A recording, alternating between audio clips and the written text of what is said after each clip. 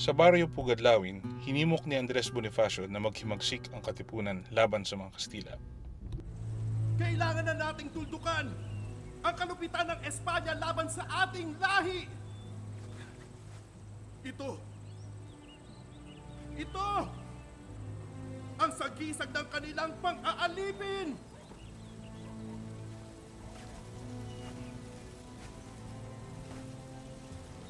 Para sa kalayaan, para sa Katagalugan. Mabuhay ang kalayaan! Mabuhay ang katipunan! Maging handa na makipaglaban, kailangan nating magkaisa sa gawa, sa isip, at sa layunin. Upang magkaroon tayo ng lakas na labanan ng pag-iral ng kasamaan sa ating bayan. Mabuhay si Andres! Mabuhay ang Katagalugan! Namuno si Andres Bonifacio sa isang pulong para magkasundo ang mga konseho ng Magdalo at Magdiwang. Isang madaliang halalan ang ginanap para sa mga opisyal ng pamahalang revolusyonaryo na papalit sa katipunan. Nahalal bilang Pangulo in absentia si Emilio Aguinaldo, ang natatanging Magdalo sa mga kandidatong puro Magdiwang. Bagamat hindi napapanahon itong halalan at maraming mga kinatawan ang wala rito, aking hinihiling na igalang ng lahat ang resulta ng halalan at tanggapin ng mga nahalal, anuman ang kanilang katayuan sa lipunan o pinag-aralan.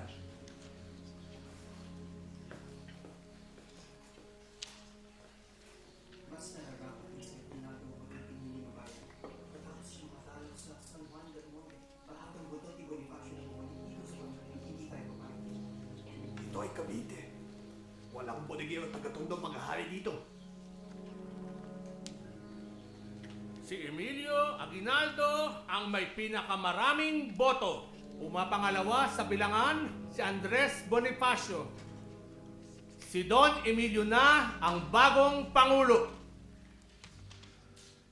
Mga Ginoo, iminumungkahi kong mahalal si Don Andres bilang pangalawang Pangulo dahil siya'y pumangalawa sa bilangan.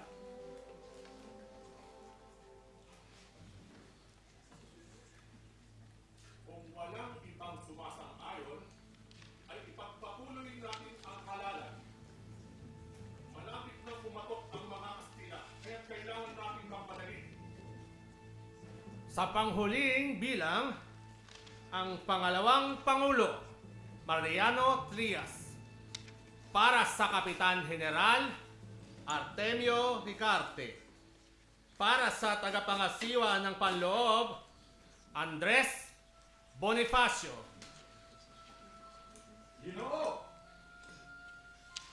Si Bonifacio ay hindi maaaring maging tagapangasiwa ng panloob. Isang abogado ang ating kailangan. Iyon de puta! Nagkasundo tayo na igalang ang resulta ng halalan. Magduelo na lamang tayo kung ang mga boto ay ibang ng panghalatin lamang. Hindi ko matatanggap ang resulta ng halalang ito! Don Andres, pakiusap. Huminahon ka. Hindi ikaw ito. Pakiusap. Pakiusap po. Bilang tagapangasiwa, ipinapawalang bisa ko ang resulta ng halalan. Habang sinusuway ni Andres Bonifacio ang pamahalaang revolusyonaryo, naghahanda ang Pangulong Hinirang Emilio Aguinaldo sa pagdepensa ng Dasmariñas habang napapaligiran ng napakaraming puwersa ng mga Kastila. Isang mahalagang desisyon ang kailangan niyang harapin. General, dumating na ang inyong kapatid. Salamat, Miguel. Nakainatan sa Tejeros Museum. May daglian halalan. Nagangalit ang mga makabonifacio, hindi siya nagwagi. Kailangan mong bumalik doon ngayon din. Kuya Pudong, tungkulin ko naman ang tili at pamunuan ng mga sundalo. 10,000 mula sa Okbo ng Kastila ang patungo na rito mula sa Dasmariñas. Kailangan mong manumpa bilang ating bagong halal na Pangulo. Kailangan makita ng taong bayan ang kanilang pinuno. Pakumanhin po, senyor. Kayo ay inakda bilang Pangulo ng pamahalaan. Presidente. Kung gayon, Kuya Pulong, inahabilin ko sa iyo ang ating hukbo. Ano man ang mangyari, huwag niyong hayaang makaraan ng mga Kastila sa Pasong Santol. Nauunawaan ko, Pangulo. Hindi kita bibiguin, Miyong. Dadaan muna sila sa aking bangkay. Hindi makakaraan ng kaaway. Pinili ko po ang pinakamabilis na kabayo.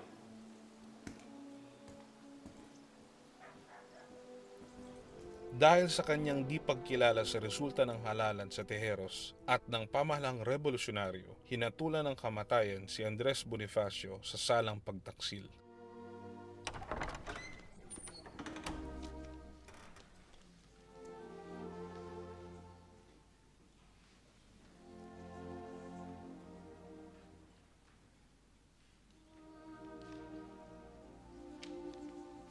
Magpakatatag ka, ilog ko. Sa Diyos lamang nagmumula ang katarungan. Hindi ako umaasang magiging patas ang hukumang ito. Mahal na ko. Nais ko pong ihayag sa korte na pinag-utos si Coronel Into na ako ay kapos sa puno at gulpingin. Hindi po ang asawa ko nagpasimuno ng gulo sa libon. Sino Coronel Into ang unang nagpaputok? Batid mo ba na may lihim na pagpupulong sa inyong bahay? Wala pong pagkukulang na naganap sa aming tahanan. Ako po ay napangkawa para sa buhay ng asawa ko. Siya ay walang sala.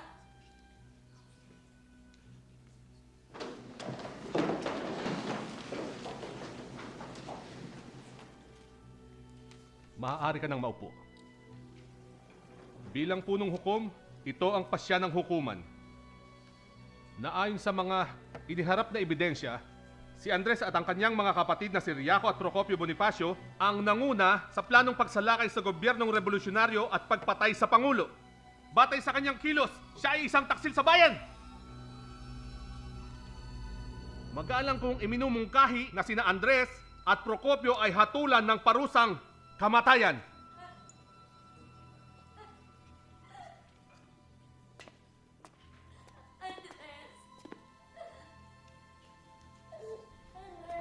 Noong ika-12 ng Hunyo, taong 1878, iwinagayway ang bandila ng Pilipinas bilang simbolo ng kasarinlan at pagsasarili.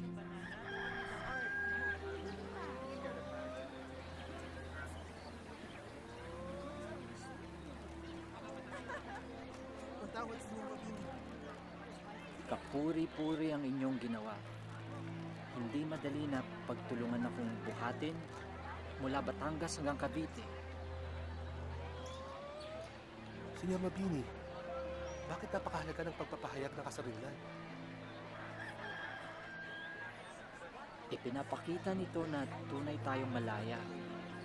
Subalit, tayo hindi. Maaaring ihayag natin ang kalayaan mula Espanya, ngunit may ibang mananakop na naparito. Walang nilagdaang kasunduan mula sa Amerika na sang-ayon sila sa ating kalayaan. Dapat ay tiniyak muna ng Pangulo na nasa ayos ang buong sambayanan bago ang pagsagawa ng deklarasyon. Sa ilalim ng pangangalaga ng makapangyarihan at makataong bayan, ang dakilang bayan ng Hilagang Amerika.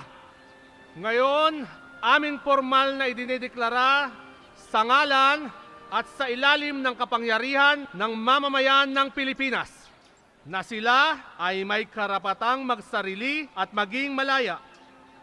Aming kinikilala, pinahihintulutan at pinagtitibay ang diktadurang pamahalaan na itinalaga ni Don Emilio Aguinaldo na aming pinagpipitagan bilang pambansang pinuno.